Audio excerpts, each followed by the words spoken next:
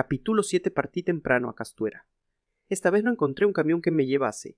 En el Alto del Pinar me topé con el autobús, que venía hacia San Millán, a esperar el tren de la mañana.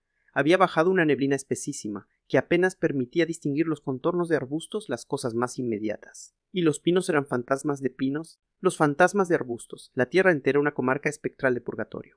El camino, más allá de una una de cenazos para perderse en un abismo, abajo, hacia la playa. El mar, invisible, daba la impresión de mar también fantasma, penando detrás de una cortina gris. Una nube hacia el sur, y a medida que el día avanzaba, la niebla se tornaba ligeramente menos densa, apenas. Mi alma era presa de sentimientos encontrados, la niebla siempre me anima un poco, me refresca, me infunde deseos de reír. Pero Gracia no estaba conmigo.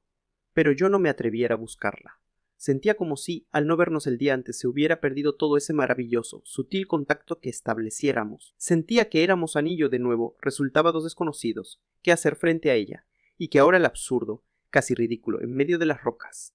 Tal vez Gracia lo hubiera recobrado ayer luego de esperarme en vano. Una masa de sombra comenzó a verse en la niebla. Se adensaba en dirección contraria a la mía. No quería creer que fuera Gracia, por no desilusionarme después. Sin embargo, era ella. «Gracia», exclamé, cuando pude de un traje sencillo de color celeste, que caía con algo de majestad desde su cintura. Llevaba un pañuelo rojo atado al cuello y esta con bidolores poco usual confería a su figura un curioso atractivo. «Usted por acá», dijo. La voz era fría, claro. Me corté. Las 1000 frases que solo soñara despierto la noche anterior se hicieron añicos en mi mente, igual que si fueran otros tantos trozos de vidrio delgado. Un nudo me oprimió la garganta. Pensé que no era yo más que un niño, solo un niño metido en amores, en cosas de grande. Sí, murmuré, y observé que no llevaba el anillo, y deseé besarle la mano en señal de gratitud. Besársela y llorar, sí, era un niño, que a pedazos mis frases y decírselas, aunque fuese entrecortadamente, aunque no tuvieran mucho sentido. «Vengo de las rocas», me explicó Gracia. «Recuerda lo que perdía el otro día. No me resigno a perderlo. Estuve buscándolo».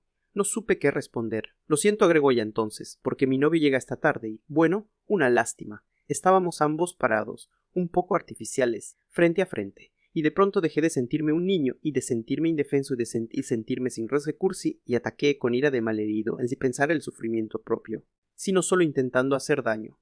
«Volvamos», ofrecí. «Yo puedo, mi amable, no me atrevo». Marchamos callados hacia la punta, y yo iba pensando que la amaba, que era absurdo este juego infantil de vanidades. Gracias, su nombre palpitaba igual que un latido en mi interior, y cabello de nuevo flameando, y la falda de su traje flameando, siguiendo armoniosamente el ritmo de su paso. «Un novio es también», milité, casi sin saber con qué decía, claro, claro, la hirió. Ya la pregunta la había herido, se recogió un ampliamente al oírmela. Y ahora noté que apretaba las mandíbulas y que un fuego especial le brillaba en los ojos, que eran bellos, de otra manera. Quise agregar, me lo imaginaba, mas me contuve, quedaba mejor así, más sobrio, y él la comprendía de todas maneras. Se desentendió de la mano que le ofrecía al subir por las rocas. Era ágil, venía muy cerca detrás de mí por más que me apresurara. Don fue más o menos. Yo sabía también. El lugar era inolvidable, lo mismo que la escena. Estaba seguro de poder recuperar el anillo y de que Gracia también era podido si de veras hubiese hecho el intento. «No sé», creo, indicó. «¿Lo encuentra?» «Sí, lo había encontrado. Ahí, entre las piedras de una poza. Pero la marea replique alta y no alcanzo a sacarlo». Era cierto. Tal vez con un palo o con un alambre habría logrado cogerlo. Tendría que ir a buscar algo, dije. Gracia llegaba en ese momento a mi lado. «¿No es capaz de llegar hasta ahí?», preguntó con una sombra de desafío. «Capaz sí. Lo que hay es que tendría que mojarme y no me dan muchas ganas. Después de todo y el novio». Yo, claro, aunque me parece que se ofreció. Iba a responderme contuve y ella «¿No es capaz?», insistió. «No impuesta tarde, no voy a hacerlo, Gracia. No trate de picarme el amor propio, porque no soy un mocoso». Me miró burlona. «¿O en qué curso va?», retruqué. Pero sin esperar a que hablara, me metí en la poza y cogí el anillo. Ahora una expresión asustada. «Oh, por Dios, ¿cómo se mojó?». Tomé. «Aquí tiene». Jadeaba no por el esfuerzo, sino de desesperación y de rabia. No sentía el frío. No sentía el agua que me empapaba hasta más arriba de la cintura, y todo el brazo derecho. ¿Cómo se ha mojado?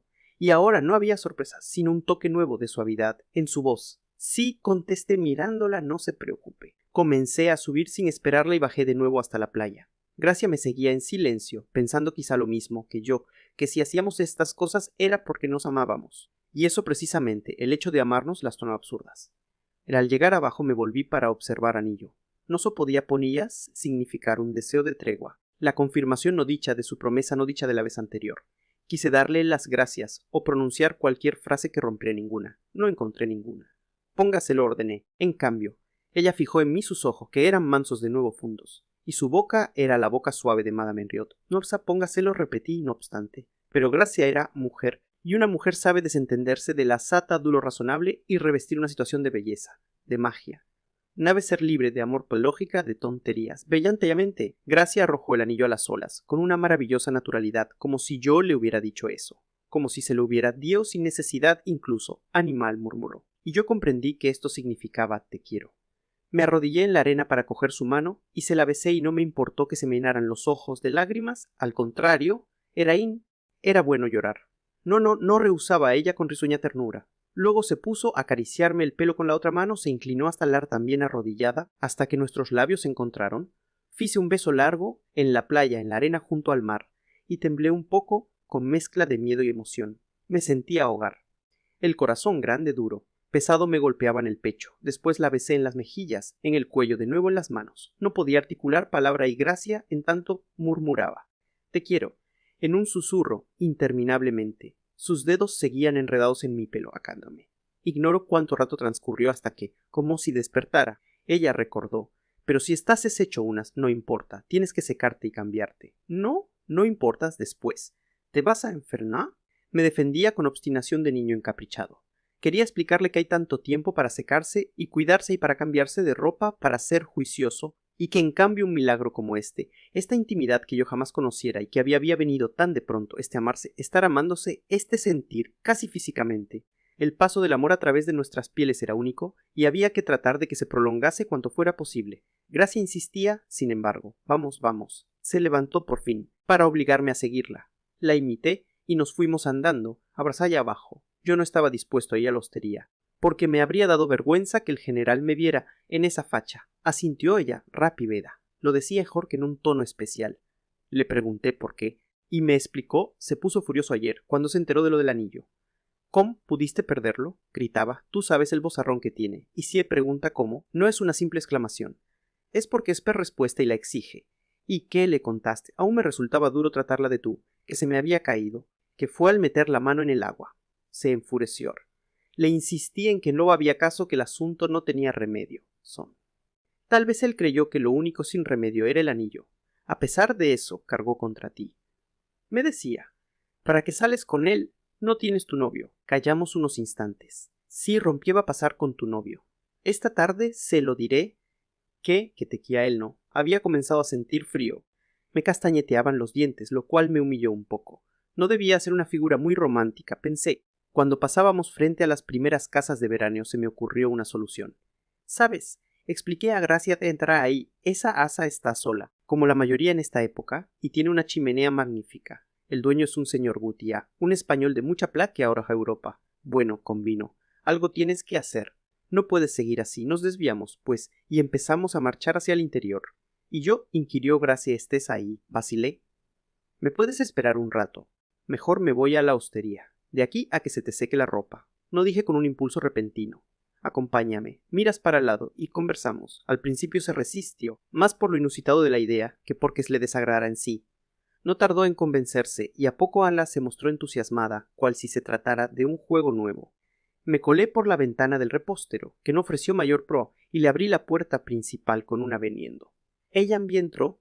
Reíamos por cualquier motivo. A un desconocido que nos observara le habríamos parecido muy tontos. Pero yo sabía y ya que no lo éramos, y lo sé ahora firmemente. Junté unos troncos y encendí fuego. El salón de la casa de Gutié está en el segundo piso. Para aprovechar mejor tiene 2 ventanales, tiene en cada extremo. Por el del oeste se ven la playa infinita y el roquerío de Castuera.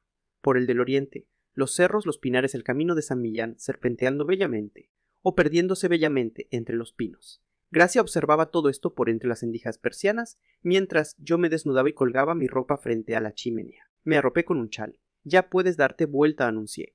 Un estornudo puntuó mi frase. Por Dios, no te enfermes. No le aseguré, sonriendo. Se me acercó. Sería liberada. En sus ojos brillaba una chispa extraña, de magia o de misterio o de dicha, no sé, y el beso que ahora me dio era deliberado también, y serio. Su mano se enredó de nuevo en mi pelo, y sentí su cuerpo esta vez, y ya no eran solo las dos bocas unidas, como en nosotros, íntegros, de pies a cabeza, y percibí la suave presión de su brazo en mi espalda. En silencio callados, en una eternidad transportados, ebrios de un hechizo indecible. Yo no encontraba aquí, acerco mis dedos y la tocaba, sus mejillas, sus orejas, su cuello para cerciorarme de que era verdad. Al cabo de un rato, nos sentamos sobre una gruesa alfombra que había frente a la chimenea, apoyando las espaldas contra el sofá. Nos abrazamos sin hablar. Habíamos cambiado de tan pocas palabras y nos entendíamos tan bien. Nos adivinábamos en cierto modo. Unanecimos, tuve frío. No me importó nada el frío, la niebla, el general, el novio, nada importaba ahora, sino este descubrimiento mutuo.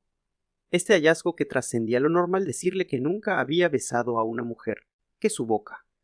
Había tiempo, siempre me ha costado expresarme, y por otra parte, temía estropear el momento con mi falta de mundo. Había tiempo. Tu ropa debe de estar seca, murmuró Gracia por fin.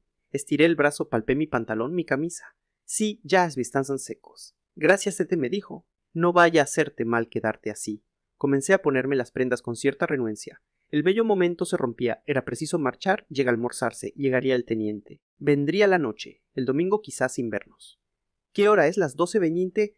Ambos nos sorprende de las manos, nos estrechamos de nuevo, largamente, como si nos despidiéramos para una gran ausencia. Afuera, la niebla había vuelto a caer, pesada sobre la toalla. Firacia se lamentó, no objeté. La niebla nos protege. Si estuviera despejado. No hilamos solos, más de observándonos. Vendría junto a nosotros desde Castuera incluso tu padre. Caminábamos a paso lento, a pesar de la prisa, ella apoyada y yo con una mano cogida de su cintura. En mi interior luchaba un deseo invencible de hablar y un deseo invencible de callar, dictar así de frutada instante. Fue Gracia quien rompió, al cabo, el silencio. Aunque para decir es muy diverso de lo que yo pensaba almorzar, me había ocurrido preguntármelo, pero, ¿en cualquier paras qué? Sí. No te preocupes. En el almacén hay pan y charqui. Ya veré. Chorizo, si pudieras ir a la hostería. Pero no puedo. Pero no puedes. Ya verás, le aseguré que no me muero de hambre. Ella sonrió vagamente. Seguimos un rato callados. Su pelo me cosquilleaba suave las mejillas y a menudo nuestros ojos se cruzaban en una mirada amplia, honda, conociéndose. Nunca había besado a nadie. Confesé, casi sin saber lo que decía. Gracia no respondió. Bajó la vista hacia la arena y de pronto comprendí que esa frase mía que era un tributo, pues equivalía a abrirle el mundo de mi dicha interior, a mostrarle la ingenuidad de mi adolescencia retraída, equivalía también un poco a un reproche. Ella no podía afirmar lo mismo. Quise explicarle esto, darle a que no importaba que tenía derecho. Era yo el raro. Sonaría a redundancia decirte que me arrepiento de que en mi caso no sea igual, murmuró. Hablaba con gran lentitud, pero en parte es así y en parte no, porque tú sabes ahora que es maravilloso besar, mientras acabo de descubrir que es yo maravilloso besarnos tú y yo. Y eso. No la dejé terminar allí, envueltos en la niebla. Solos nos besamos, y el beso, la niebla, roce suave de sus manos en mías conferían a todo, en efecto, la tonalidad de un hallazgo. Y supe que era maravilloso besarnos, ella y yo. Capítulo 8. En el almacén de don Ernesto compré unos trozos de charqui y un par de manzanas. No tenía hambre ni sed, solo esa deliciosa inquietud del espíritu. Esa alegría que no puede expresarse en palabras y que a veces produce sensación de ahogo. Me fui a la playa a comer mis provisiones. La marea estaba baja. Algunos hombres recorrían las rocas en busca de mariscos. Recuerdo que sentí un impulso de afecto hacia ellos, y sentí ganas de acercármeles, para compartir su frío y el tedio de su faena, para tratar de ennoblecer sus actos rutinarios con alguna frase de aliento. Abrirles los ojos a lo que había de aventura en esto que no representaría para ellos sino un sé por cierto. Yo nunca hago esas cosas. No quería pensar en nada. Aún percibía en los labios igual que un contacto, presente, viva, actual, la huella de los labios de Gracia, al cabo de un largo rato de espera. La vi salir de la hostería y correr hacia mí. Mi papá Jadot quiere que lo acompañe al correo. Creo que va a ser imposible que no nos ven el resto de la tarde. ¿Y su siesta? No va a dormir siesta. Lo tiene muy nervioso algo que pasa en Bantiago, en el ministerio, y ha citado el taxi. Ahora iré a las 3:30 para esperar a Mete Max. Pero a la vuelta, un rato. Gracia miró hacia la hostería. Debo irme, Gabriel.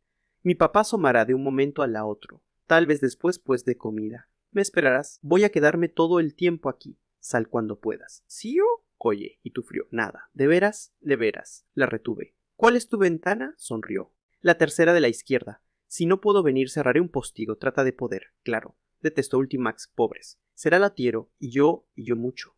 Siempre, tenlo siempre presente. Se marchó. Su andar era airoso, liviano, y su cabello se balanceaba grácilmente a cada paso. Mientras ellos iban al correo y regresaban, Yo me puse a caminar en un breve trecho, primero de norte a sur y luego a la inversa. Pensaba. O no pensaba, mi mente a presa de un extraño remolino, en el que las ideas eran alternadamente alegres, desesperadas, o eran como susurros, y luego como gritos o como carcajadas o como disparates repetía el nombre de Gracias una y otra vez y le hablaba en mi interior. Ven, vuelve, te quiero.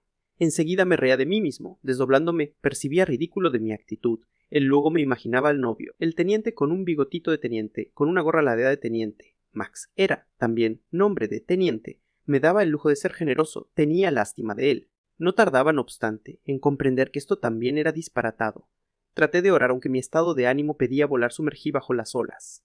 Algo que hablara de prodigio. Experimentaba de pronto una inmensa, arrebatadora sensación de gozo. Era maravilloso tenerla, saber que sencillamente. Era maravilloso que existiera. Y después sobrevenía una angustia indefinida. En verdad tenía tanto que perder. Porque esto amar, salirse de sí era la vida y yo siempre había temido la vida. Quizás sí por lo que la vida le ha hecho a mi padre.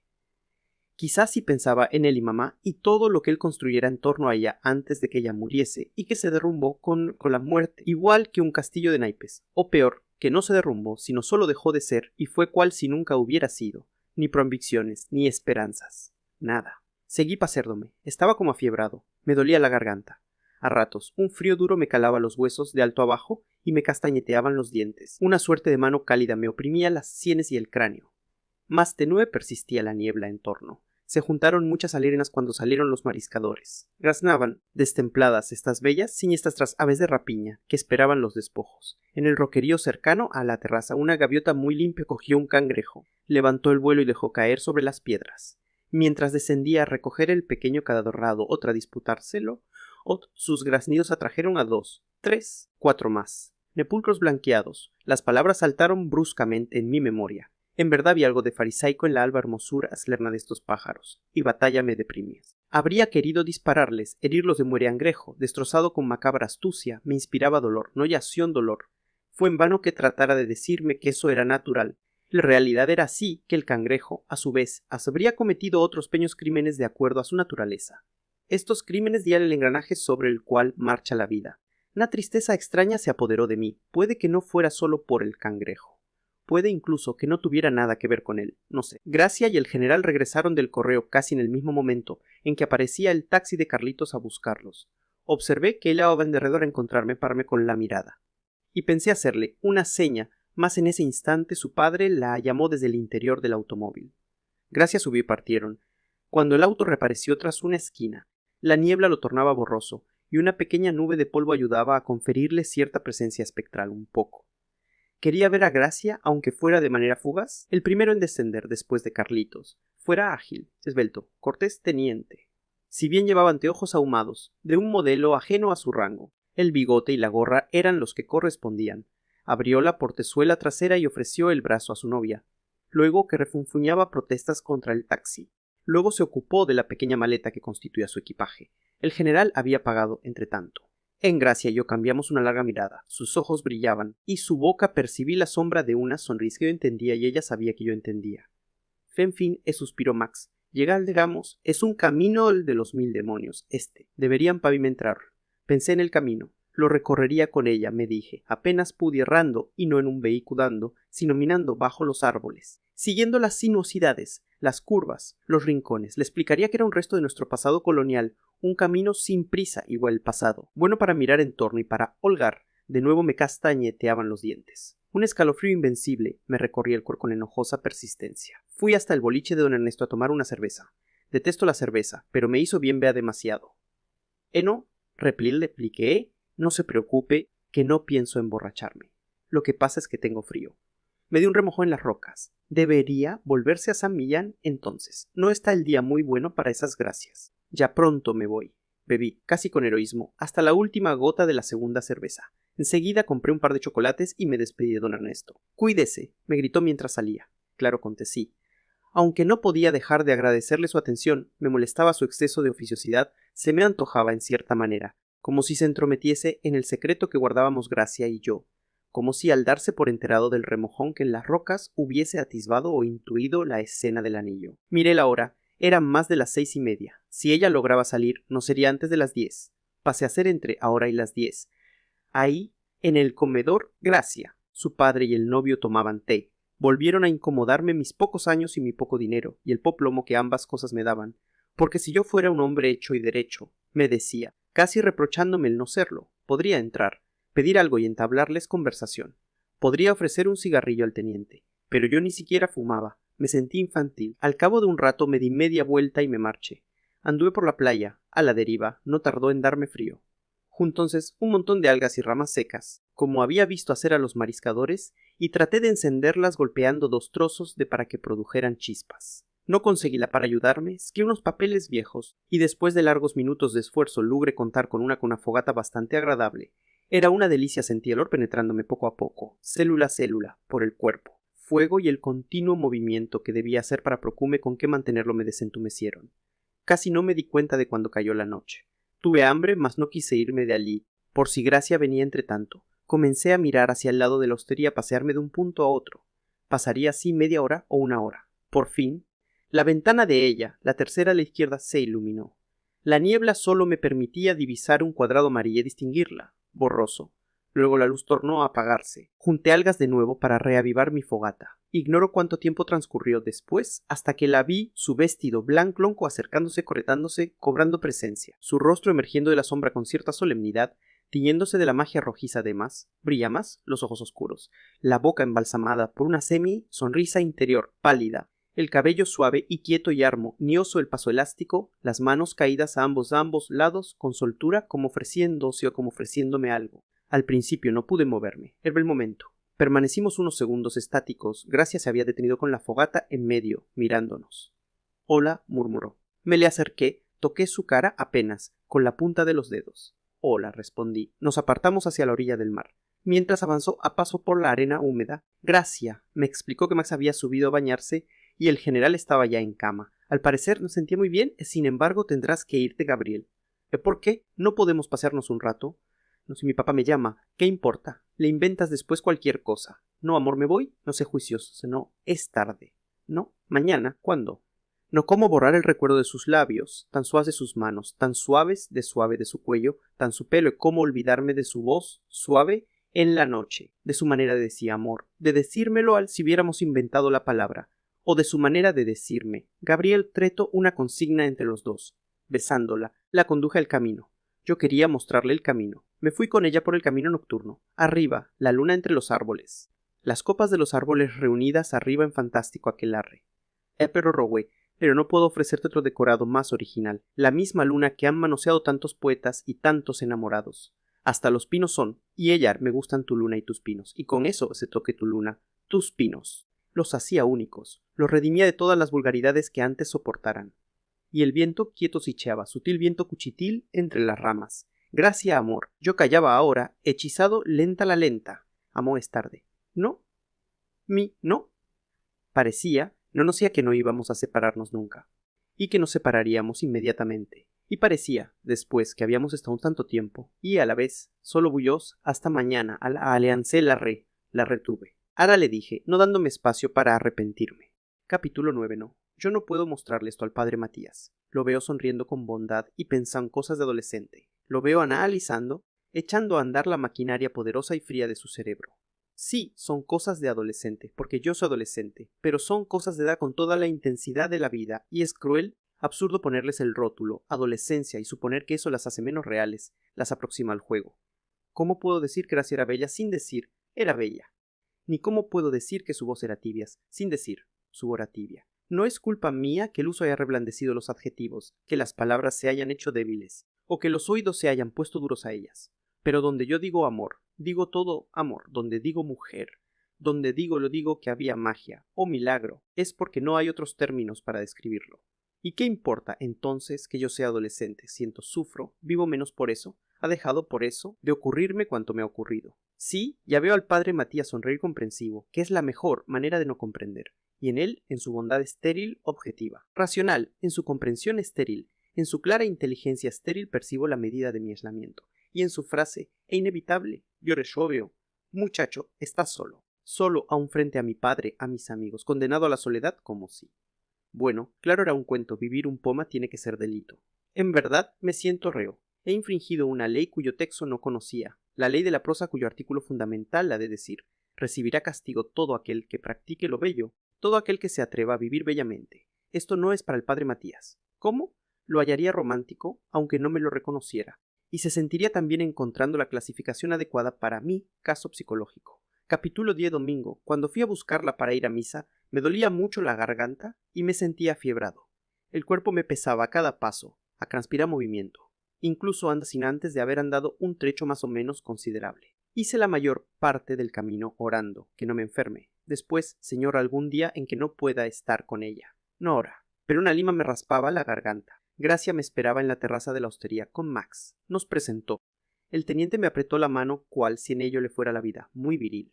Hablamos algunas trivialidades, que interrumpió la segunda seña de la misa. Vamos, me invitó Gracia. Max se dirigió a mí con una sonrisa de ironía. ¿Usted también reza? Sí, murmuró. Tuve la impresión de que había en su tono cierta condescendencia zumbona, cierta mezcla de tolerancia y desprecioso por esta debilidad no muy masculina que era la fe. Usted no murió picado. No. Yo creía en los Reyes Magos y el Espíritu Santo, y esas historias cuando niño, no más. Que generalmente sucede a la inversa, o como a la inversa, con los años, la mente suele ir abriéndose a cosas nuevas en lugar de cerrarse. Me quedo mirando unos instantes. Luego, con entonaciones exageradamente irónicas, se abre a las cosas de grandes y se cierra a las niñerías. Exacto, corroboré, por ejemplo. Yo cuando chico jugaba a las guerras y a los desfiles y ahora no les veo la gracia. No podría reproducir lo que siguió. Sé que, a medida que avanzamos en el diálogo, repitió muchas veces la palabra patria y, apenas un poco menos, la palabra honor. Pero sus frases no tenían sentido. No para mí. Eran tan prodigiosamente huecas que no he podido conservarlas en mi memoria, yo que me precio de tenerla buena. Sentencias del tipo: la patria es el honor del soldado, o quizá viceversa, el honor del uniforme. La dignidad de la bandera iban y venían en la verdadera nada verbal con que me respondió. Habría sido absurdo tratar de explicarle lo que yo entendía por patria. Hablarle, por ejemplo, del mar, de la gente humilde, del campo ecológico y tranquilo, que no debe ser, campo de batalla, del camino de Castuera a San Millán, que para él era incómodo y para mí era bello, de Santiago. También de la bandera, pero no agresiva, no encerrada en hoscas bayonetas ni rodeada de cañones, sino flameando quieta, noble, indeciblemente alegre, en lo alto de un mástil frente a la cordillera o al mar o contra el cielo, y algún rincón apacible del bosque. La poza donde ella arrojara el anillo. Mi casa tan vieja y tan humilde y tan nuestra. Todo lo que constituiría mi nostalgia si estuviese fuera, lejos, las cosas que formarían mi dolor en un país extraño. Quise decirlenos que era esa hojarasca suya lo infantil, los pasos de parada, los preparativos para una guerra que jamás vendría, los botones dorreteras, pero Gracia intervino. Vamos a llegar tarde a misa, cortó. Max se detuvo. Se había exaltado enormemente, mas ahora logró dominarse y volviendo de los bronces inmortales a la ironía. Perdónenme, se excusó por haberlos demorado con estas serenales. Gracia me cogió del brazo y me presionó el brazo a seguirla, notó el gesto. Por un instante pareció que iba a hablar. Vamos, invitó Gracia entonces. Vamos. Escribiéndola, recordándola, esta escena de pedante discusión no resulta absurda. Debía ser, mas debió ser calmada, deliberada, con toda la serenidad de que ambos fuéramos capaces. Sin mi razonar bachiller y sin la nería ni la fraseología teatrales del teniente. Las dos mentalidades cara a cara. Y no por gracia, sino porque era lógico que chocáramos, y hoy volvería a hallar, aunque yo no íbamos a chocar, aunque él no desfilase. Habría otro pretexto, simplemente. Él encontraría imbécil a Don Quijote, o yo me declararía enemigo del progreso. Cualquier cosa, porque Max y yo Max, era un acierto casi genial de la persona que eligió su nombre. Representábamos dos posiciones cuyo antagonismo no se relacionaba con un tema determinado. Venía de más lejos. Iba más a la esencia, si diferíamos de criterio sobre Dios, sobre la milicia. Ocho yo era la mera exteriorización de un hecho. Vivíamos en continentes espirituales distintos. No diré que el mío fuese mejor o peor, o que yo fuera mejor en el mío que él en el suyo. También eso es secundario. Ambos percibíamos. No obstante, la distancia que nos separaba entre nuestros continentes no existía un istmo. Esto, clavo en parte Gracia, explicaba mi entrada en la existencia de ella. Nuestro amor, la casi desesperación con que ella se aferraba, que era nuevo y tal vez un poco independiente de mí como persona, no sé, a que tal vez representaba el aire puro. Las palabras que significan algo, cierta superación indefinible de la rutina. No sé, aunque entonces no lo percibí, hoy creo ver que en esa discusión la tía Clara. La razón que en la tarde impulsó a Gracia a agarrar su anillo a las olas. Tosí mucho en la iglesia. Hacía frío. Afuera brillaba el sol, tí joven. Más acá adentro quedaba todavía el hielo de la amanecida, el hielo de misa temprana, de que hablaba mi tía Virginia. Gracia me miraba preocupada. No pude evitar que eso me resultara grato. ¿Estás enfermo?, Gabriel murmuró cuando salimos. No. Sí es. Me tocó la frente. ¿Lo ves? Tienes fiebre. No importa. Por favor, cuídate si después. Esta tarde me iré derecho a la cama. No quedó muy tranquila, no aunque dejó el tema. Sin ponernos de acuerdo comenzamos a andar hacia el camino de San Millán. Creo que en el fondo ambos pensábamos en alejarnos del teniente. ¿Le hablaste? Inquirí al cabo de un rato. Me miró. No se ha presentado la ocasión. Sin embargo, ya debe de entender. Max había entendido. En realidad, no llevábamos media hora de paseo cuando apareció de nosotros, con aspecto de hallarse francamente molesto. Gracia, Max titubeó un poco. Terminó la misa. No te esperaba en la hoste. Lo siento, Max. Era un lo siento, mucho más hondo, con mayor alcance, y él lo prendió. Aun tal vez no se dio cuenta de que también era sincero. Es que no es cuestión de lo siento. Si vengo desde Santiago a verte, es para mirarte pasear con mocosos. ¿Qué le haya de novio usted? Gracia lo interrumpió. Grave. Por favor, Max, yo habría querido explicarte antes. Perdóname, bueno siento que hayas venido. Max no se encontraba en ánimo de escuchar explicaciones. Foque disparate, farfulloate tu padre. Después hablaremos, perdóname. Su tono era suave. Era evidente que lamentaba lo ocurrido, y esto absurdamente me dolió un poco. Pero, ¿estás loca? ¿Me vas a decir que este imbécil? La sangre me hirvió de ira. Deshaciéndome de Gracia, que trató de contenerme, me abalancé sobre él. No sé si logré tocarlo siquiera, con tal facilidad dio cuenta de mí. Antes de que alcanzara a percatarme de lo que pasaba, recibí una verdadera lluvia de golpes, sin que me fuera posible discernir de dónde venían, ni en qué postura me hallaba, ni dónde estaba May. Por fin caí al suelo, se me aturdía el teniente, jadeaba. Fahí tienes a tu galán, resopló. Gracia se inclinó sobre Dios, por Dios, murmuraba, palpando mis magulladuras. Enjugó con un pañuelo la sangre que emanaba de mis labios. Por Dios, nadie sonrió. Como recordando, se volvió hacia donde estaba Max. Se había marchado. Alcanzamos a verlo desaparecer por un recodo, con paso extrañamente apacible. Me temblaban todavía las manos cuando algunos minutos después me incliné para lavarme las heridas en un arroyo. Gracia, ya más tranquila, me observaba moviendo la cabeza de izquierda a derecha y de derecha a izquierda, en un gesto que me pareció de rechazos a infantil que protagonizáramos Max y yo. Tal vez te decepcione, comenté, pero no me avergüenzo de la tunda, no contestó, sonriendo. No me decepcionas ni que qué avergonzarte. Yo creo que no, en realidad. Sin duda que él mayor que tú. Claro. Pero a su edad yo voy a ser igual que ahora. Es lo que espero. La miré. Es lo que espero, repitió. Que no cambies. Callamos. Tú también, articulé al fin. Tú también debes seguir igual, siempre. Mi sí. Nos habíamos olvidado del teniente, de mi magulladura de físico. Es tan fácil, se me ocurre. Es cuestión de quererse lo suficiente. No sé. Me imagino que mi padre y mi man de haber sido así, no recuerdo nada prosaico en ellos. Entre ellos se sentía el amor. Se siente ahora cuando él habla de ella, aunque sea para decir, el año en que tu madre y yo fuimos a Concepción. Parece que algo extraordinario revistiera inmediatamente a ese año.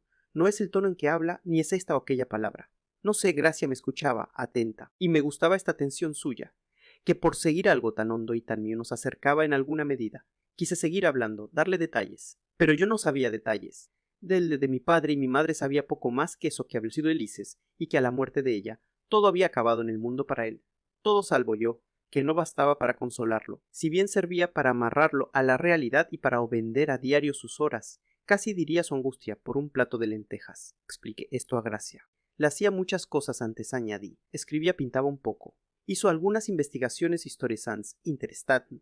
Ahí salen criando telarañas y poniéndose amarillentas. Desde hace 12 años están muertas como su mujer, como las esperanzas que tuvo alguna vez con ella, como su razón de ser, yes. Como razón, ser individual me refiero, la propia, no la que está en función de los demás, de mí en este caso, porque él es mi padre, pero antes es para él, y eso se acabó.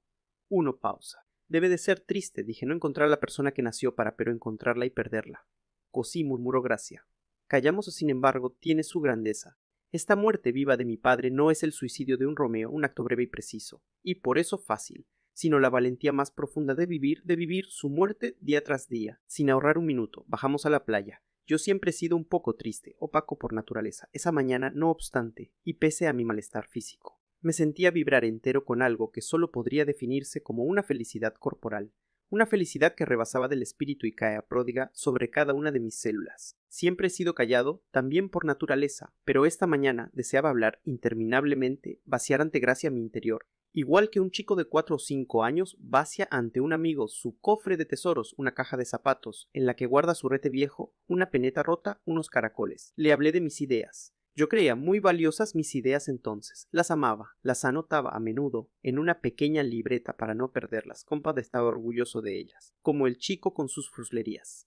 Y como el chico ahora lo comprendo, no ha pasado un año y toda mi solemnidad se me aparece cual juego pueril, había encontrado mis ideas botadas por ahí, en tal o cual libro, en las palabras de tal a cual de mis profesores, y las había recogido y les había conferido la ciudadanía de mi reino interarcí. Me gustaba exponérselas a gracia, y si no he de ser innecesariamente duro conmigo mismo, no lo hacía solo por lo que pudieran valer en sí, sino porque contándoselas le hacía entrega de algo muy íntimo y muy mío. Y le hacía además el sacrificio de mi timidez, pues hablar, abrirme, ha sido siempre un esfuerzo difícil para mí, no en esa ocasión, no junto al golpe eterno, incansable, de las olas sobre esta playa cuya hermosura me parecía descubrir recién, aunque ya la había descubierto el día en que Gracia arrojó el anillo, no con su mano en mi mano, no mientras me sentía dueño del mundo, mejor, mientras no me importaba quién fuera dueño del mundo.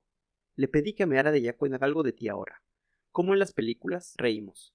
Como en las películas. Así estábamos sol, un oleaje más violento que de costumbre se despedazaba de rato en rato, en infinitas partículas que la brisa gasta a nosotros, mojándonos gratamente la piel. ¿Y qué te cuento? Preguntó Gracia con no sé. ¿Qué quieres que sepa de ti? Pensó un instante. Todo nada. Lo esencial ya lo sabes. Pero, ¿quién eres? ¿Qué has hecho en estos años? ¿En qué te gusta? Reflexionó durante un rato. Me pareció que ella también deseaba hablar. Quizá empezó al fin. Podría contarte de mi madre, que no era feliz. No era feliz por una razón muy distinta de la desgraciada tampoco. No tenía ausencia que extrañar. Entiendes. Asentí. Gracia se alisó un pliegue de la falda. Luego tenía, sí, una presencia que le coaceptaba sin indignarse. Al principio no, seguramente. Se habían querido, se querrían encima. Pero mi papá se asimiló con demasiada facilidad a la rutina. Era eso. Tal vez se quisieron siempre, hasta el final, pero ella se había convertido en una parienta cuando se casaron. Hizo una breve pausa. Pensé que le dolía recorrer todo eso. Mi madre hacía un sacrificio diario al. Nunca se quejó, nunca lo dijo con los labios. Sin embargo, la manera como solía acariciarme era. Un pócora, la manera de aferrarse un náufrago a una tabla. Ahora me doy cuenta, ahora comprendo. También continuó. Su desesperación al morir, creía que me dejaba indefensa al borde mismo de joven. Recogió los hombros. Habría tenido razón de no ser por este viaje a Castuera. Mi papá no le perdonó nunca que fuera débil y suave y sensible, que fuera mujer, no hembras secas, no le perdonaba tampoco que no le hubiera dado un hijo. A mí misma no me perdona mucho el haber nacido o el no haber nacido varón. Su voz resonaba con una pasibilidad extraña, casi un susurro, al hablar de esto. Sin amargura, triste, miró al mar. Yo no me daba cuenta de lo que sucedía, no me daba cuenta de que mi mundo y mi edad eran los de Real y padre, y mis conocidos eran los suyos, sus compañeros y sus subalternos. Conocí a Max porque era ayudante suyo en la división. Mi padre mismo nos fue insinuando la idea de que saliéramos juntos al cine a bailes, a paseos. Intenté detenerla a Gracia, que no replicó con importa. ¿No ves que ya no importa? ¿No ves que no? Luego sí, y mi propio padre nos llevaba en el auto del ministerio, a los alrededores de Santiago, y a veces hasta nos hacía media bromas. Cuando Max me habló de casarnos, no quise contestarle, me eché a llorar. Pensaba humillada que se había visto empujado prácticamente a Max se desconcertó. Creo que algo le contó a mi padre, y él me reprochó, furioso, eso que calificaba de mocoserías. Tienes que aprender a portarte como mujer. Me dije, ¿y tú? No lo quería, ni siquiera no lo quería. Me daba ánimo, lo soportaba lo mismo. Con la resignación con que se soporta. No sé, no lo quería. Y, sin decírmelo a mí misma, por miedo. Trataba de no pensar y de ir haciéndome a la y terminaría por casarme con él. Enfrentar a mi papá me resultaba imposible. Ya no dijo. Su voz era clara y terminante. Ahora veo la diferencia que hay entre el bienestar y la felicidad. Lo he aprendido aquí. Te lo debo. Se lo debo a la forma como me quieres y como opinas y como vives. Sin embargo, pienso en desorden. Siempre voy a ser pobre igual que mi padre. No era eso, era tanto más lo que habría deseado explicarle. Las palabras se me atolondraban la boca, eran oscuras. Quizás si ella entendía. Sí, dijo. Me agradó que no me desmintiera, que no creyera que yo no iba a ser pobre. Seré pésimo marido desde ese punto de vista. Río, no importa, tendremos lo que necesitemos, porque necesitaremos poco. Yo estoy dispuesta a vivir con todo eso, y hasta creo que voy a tenerle cariño a tu desorden. Hablaba tan como un hecho de que algún día llegaríamos a casarnos. Gracias, murmuré, tonto. No tenemos nada que agradecernos. Tú me has dado lo que yo a ti. No hay deuda. Me miró intensa, seria desde que yo pudiera articular nada. No hay deuda, repitió. A mediodía, mientras regresábamos a Castuera bajo un sol despladado, comencé a sentir que mi cuerpo no resistiría más. Me ardía la frente con una fiebre muy alta, que me hacía jadear y el corazón me latía desbocado. Tenía la garganta seca, adolorida, áspera. Comprendí que debía, redé desesperaba perder estas horas que faltaban, dejar a Gracia con su teniente y su generado, sola, y yo, pero era inevitable, expliqué. Claro, convino. Midarte, tienes que cuidarte, yo estaba sombrío. Tal vez mañana no pueda venir. No te mo quieres. Yo iré a verte, te trato. Te cuidaré por lo menos un rato. La idea me parecía demasiado maravillosa. ¿Y tu padre? No sé cómo, pero iré. Habíamos alcanzado al extremo de la playa, frente a la hostería. En la terraza vimos a Max observaba, acodado en la baranda. Gracia me besó lentamente. Hasta mañana, se despidió. Mañana llegaré temprano a tu casa. Si llegas, me va a parecer un milagro. Hay que creer en los milagros, dijo.